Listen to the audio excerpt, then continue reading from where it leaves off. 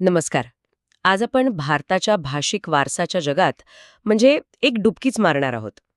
आपल्याकडे खूपच रंजक इन्फोग्राफिक आहे. त्याचं शीर्षक आहे भारताच्या अभिजात भाषा, एक गौरवशाली प्रवास. हे एका चित्रात 2 दशकांचा प्रवास मांडतंय. पण हे फक्त काही नावांची आणि तारखांची यादी नाहीये. मला वाटतं यात एक कथा दडलेली आहे. हो, अगदी. आणि ही कथा आपल्याला काही प्रश्न विचारायला भाग पाडते. म्हणजे बघा, 2004 मध्ये एका भाषेने सुरू झालेला हा प्रवास 2014 पर्यंत तसा संथ गतीने चालतो. आणि मग अचानक 10 वर्षांची शांतता. आणि त्यानंतर 2024 मध्ये एकदम 5 भाषांची भर पडते. या 10 वर्षांत असं काय घडलं आणि म्हणजे या यादीत येणं म्हणजे नक्की काय असतं? चला याचा जरा मुळापासून शोध घेऊया. तुमचा प्रश्न खूप महत्वाचा आहे, कारण अभिजात भाषेचा दर्जा मिळणं हे केवळ एक सन्मान नाहीये. याचे काही ठोस फायदे आहेत. केंद्र सरकारकडून त्या भाषेच्या संशोधनासाठी आणि विकासासाठी एक मोठा वार्षिक निधी मिळतो. अच्छा. हो, विद्यापीठांमध्ये त्या भाषेसाठी सेंटर ऑफ एक्सलन्स म्हणजे उत्कृष्टता केंद्र स्थापन करण्याची तरतूद असते, जिथे त्या भाषेवर उच्चस्तरीय संशोधन होऊ शकतं. त्यामुळे भाषेच्या अभ्यासकांना आणि तिच्या भविष्याला एक मोठी चालना मिळते. म्हणजे हा केवळ एक सिम्बल नाही, तर भाषेच्या संवर्धनासाठी एक मोठी गुंतवणूक आहे. बरोबर. मग तर या प्रवासाचं महत्त्व आणखीनच वाढतं. चला तर या इन्फोग्राफिकच्या सुरुवातीच्या टप्प्याकडे वळूया. 2004 साली तमिळ भाषेला हा मान मिळाला. इथूनच या सगळ्याची सुरुवात झाली नाही का? हो, आणि ही सुरुवात अत्यंत विचारपूर्वक केलेली दिसते. 2004 मध्ये तमिळ आणि त्यानंतर लगेचच 2005 मध्ये संस्कृत. या 2 निवडी म्हणजे जणू काही या दर्जासाठी लागणाऱ्या निकषांचे 2 स्तंभच उभे केले गेले. अच्छा. एकीकडे तमिळ, जी द्रविड भाषा समूहातील एक अत्यंत प्राचीन आणि स्वतंत्र साहित्यिक परंपरा असलेली भाषा आहे. तिची मुळं संस्कृतपासून पूर्णपणे वेगळी मानली जातात. आणि दुसरीकडे संस्कृत, जिचा प्रभाव जवळजवळ संपूर्ण भारतीय उपखंडातील भाषावर आहे. पुन्हा प्रमुख भाषाकुळांचा फरक समजून घ्यावा लागतो. दक्षिणेकडील ज्या भाषा आहेत, तमिळ, तेलुगू, कन्नड, मल्याळम, या द्रविड कुळातील आहेत, ज्यांची मूळ रचना आणि शब्दसंपदा स्वतंत्र आहे. हो. तर संस्कृत, हिंदी, मराठी, बंगाली यांसारख्या अनेक भाषा इंडो आर्यन कुळातील आहेत. सरकारने या दोन्ही कुळातील सर्वात प्राचीन आणि समृद्ध भाषांना सुरुवातीलाच निवडून एक प्रकारे हा संदेश दिला की हा सन्मान संपूर्ण भारताच्या भाषिक वारसासाठी आहे. कोणत्याही एका गटासाठी नाही. नाही.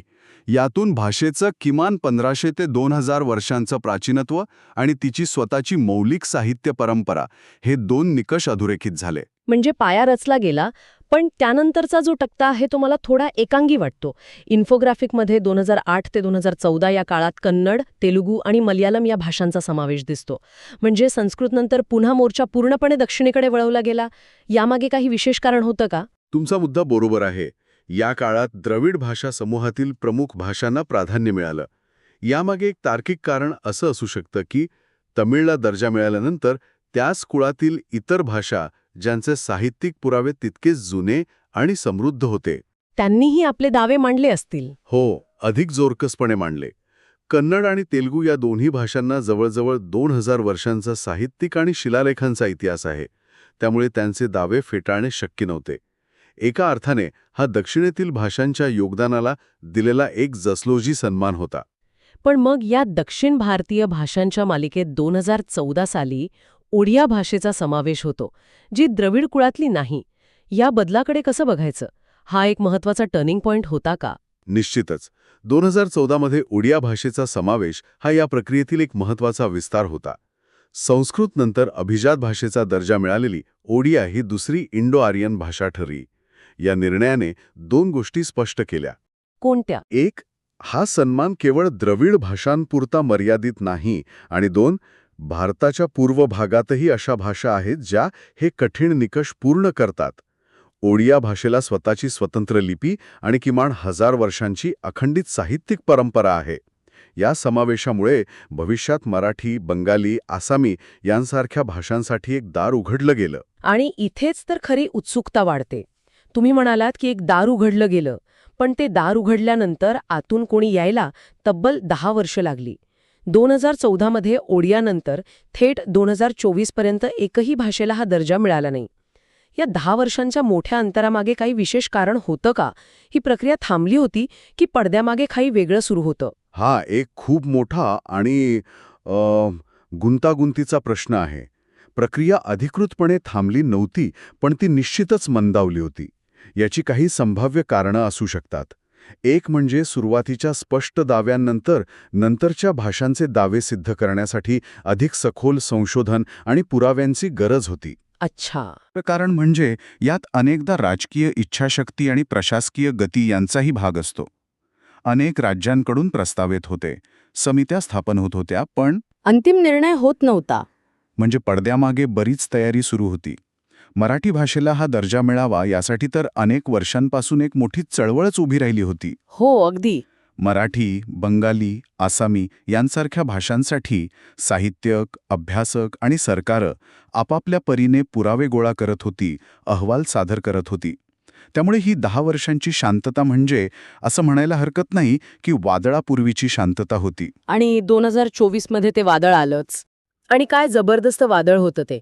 इन्फोग्राफिकमध्ये या टप्प्याला ऐतिहासिक टप्पा म्हटलं आहे आणि ते अगदी योग्य आहे. एकाच वेळी तब्बल 5 भाषांना अभिजात भाषेचा दर्जा. मराठी, पाली, प्राकृत, आसामी आणि बंगाली. चला या 5 भाषांच्या समावेशाबद्दल सविस्तर बोलूया. यातली प्रत्येक निवड काहीतरी वेगळं सांगतेय. मराठीपासून सुरुवात करूया, कारण महाराष्ट्रासाठी हा एक अत्यंत भावनिक आणि अभिमानाचा क्षण होता. नक्कीच. मराठीचा दावा खूप मजबूत होता आणि अनेक वर्षांपासून प्रलंबित होता. मराठी भाषेचे पुरावे थेट दिवेआगर येथील ताम्रपटापासून ते श्रवणबेळगोळ येथील शिलालेखापर्यंत जातात. हो, बरोबर. त्यानंतर ज्ञानेश्वरांपासून ते महानुभाव साहित्यापर्यंत एक समृद्ध आणि मौलिक अशी साहित्य परंपरा आहे. त्यामुळे मराठीचा समावेश हा एक प्रकारे तिच्या ऐतिहासिक योगदानाला मिळालेली औपचारिक मान्यता होती. यासाठी अनेक साहित्यिक संस्थांनी आणि सरकारने अथक प्रयत्न केले होते.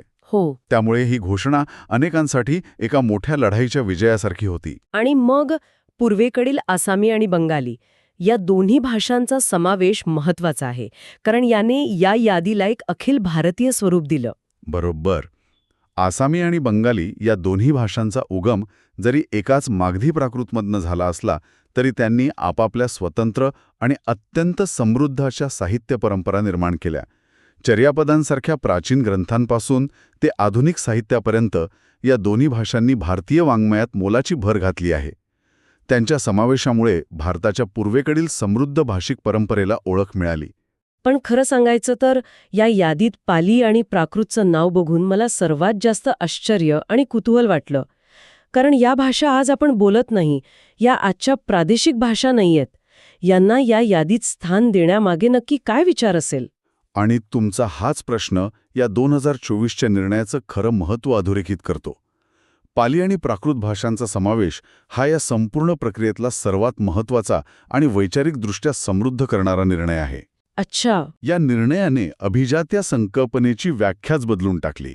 आत्तापर्यंत हा दर्जा प्रामुख्याने अशा भाषांना दिला जात होता ज्या प्राचीन तर आहेतच, पण आजच्या काळातही कोणत्या ना कोणत्या राज्याच्या प्रमुख भाषा आहेत. म्हणजे त्या जिवंत आहेत आणि त्यांची एक प्रादेशिक ओळख आहे. हो, पण पाली आणि प्राकृत या कोणत्याही एका प्रदेशाच्या भाषा नाहीयेत. त्या प्राचीन भारताच्या ज्ञानभाषा होत्या, लिंक्ड लँग्वेजेस होत्या. संपूर्ण बौद्ध धर्माचे मूळ त्रिपिटक पाली भाषेत आहेत, तर जैन धर्माचे अनेक महत्त्वाचे आगमग्रंथ प्राकृतमध्ये आहेत. खरे. या भाषांना अभिजात दर्जा देऊन सरकारने केवळ 2 भाषांना नाही, तर भारताच्या 2 मोठ्या बौद्धिक आणि आध्यात्मिक परंपरांना सन्मानित केला आहे. हा निर्णय दाखवतो की अभिजात असणं म्हणजे फक्त प्रादेशिक अस्मिता नाही, तर ते भारताच्या सामायिक बौद्धिक इतिहासाचा भाग असणं आहे. वा, म्हणजे आता सगळं चित्र स्पष्ट होतंय. हा प्रवास फक्त संख्या वाढवण्याचा नाही, तर अभिजात या शब्दाचा अर्थच अधिक व्यापक आणि सखोल करण्याचा आहे. इन्फोग्राफिकच्या शेवटी याची एक सुंदर वर्गवारी दिली आहे, जी आता अधिक अर्थपूर्ण वाटतेय. हो, ती वर्गवारी आता आपण पाहूया. एकूण 11 भाषा आणि प्रवासाचे 3 स्पष्ट टप्पे दिसतायत. पहिला 2004-2005 पायाभरणी, म्हणजे तमिळ आणि संस्कृत, द्रविड आणि इंडो आर्यन या दोन्ही कुळांना स्थान. हो. दुसरा 2008-2014 विस्तार, यात कन्नड, तेलुगू, मल्याळम, ओडिया आल्या. आधी द्रविड भाषांवर लक्ष आणि मग पूर्वेकडे विस्तार. बरोबर. आणि तिसरा 2024, ही तर एक मोठी झेप होती. मराठी, पाली, प्राकृत, आसामी, बेंगाली. पश्चिमेकडील आणि पूर्वेकडील प्रमुख भाषांसोबतच प्राचीन ज्ञानभाषांचा समावेश करून यादीला खऱ्या अर्थाने अखिल भारतीय बनवणे. या सगळ्या चर्चेतून एक गोष्ट स्पष्ट होते की 2004 मध्ये सुरू झालेला हा प्रवास 2024 पर्यंत खूपच परिपक्व झाला आहे. सुरुवातीला कदाचित प्रादेशिक अस्मितेचा आणि राजकीय दबावाचा थोडा प्रभाव असेल, पण 2024चा निर्णय हा अधिक अभ्यासपूर्ण आणि वैचारिकदृष्ट्या व्यापक वाटतो. तुम्ही अगदी योग्य निष्कर्ष काढला आहे. हा प्रवास भारताच्या भाषिक वारशाची सखोलता आणि विविधता स्वीकारण्याच्या दिशेने टाकलेलं एक अत्यंत महत्त्वाचं आणि सकारात्मक पाऊल आहे. हे दाखवून देतं की भारताची ओळख केवळ एक किंवा दोन प्राचीन भाषांनी नाही, तर अनेक भाषांच्या एकत्रित आणि समृद्ध परंपरेने बनलेली आहे. खरंय. या निर्णयामुळे अनेक भाषिक समुदायांना त्यांच्या ऐतिहासिक आणि सांस्कृतिक योगदानाबद्दल एक प्रकारची मान्यता मिळाली आहे आणि त्यांच्या संवर्धनासाठी ठोस साधनही उपलब्ध झाली आहेत. तर आज आपण या इन्फोग्राफिकच्या माध्यमातून भारताच्या अभिजात भाषांच्या 2 दशकांच्या गौरवशाली प्रवासाची केवळ उजळणी केलीच नाही, तर त्यामागील का आणि कसे हेही समजून घेतलं. तमिळच्या पहिल्या पावलापासून ते पाली प्राकृतच्या वैचारिक झेपेपर्यंतचा प्रवास खरोखरच भारताच्या विविधतेचा उत्सव आहे. नक्कीच. पण हा प्रवास इथेच संपत नाही. किंबहुना तो आता एका नवीन आणि रंजक वळणावर आला आहे. या इन्फोग्राफिकने आपल्याला आत्तापर्यंतची कथा सांगितली, पण भविष्याबद्दल विचार करायलाही प्रवृत्त केला आहे. अच्छा. आपण पाहिलं की अभिजात या संकल्पनेची व्याख्या हळूहळू विस्तारत गेली आहे. ती प्रादेशिक भाषांपासून प्राचीन ज्ञान भाषांपर्यंत पोहोचली आहे. यावरून भविष्यासाठी एक महत्त्वाचा प्रश्न निर्माण होतो. या व्याख्येची पुढची पायरी काय असेल?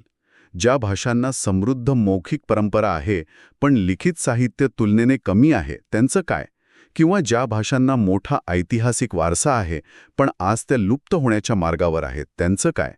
भविष्यात अभिजात दर्जा हा केवळ भूतकाळातील गौरवाचा सन्मान राहील, की तो भाषांच्या संवर्धनाचं आणि पुनरुज्जीवनाचं एक प्रभावी साधन बनेल?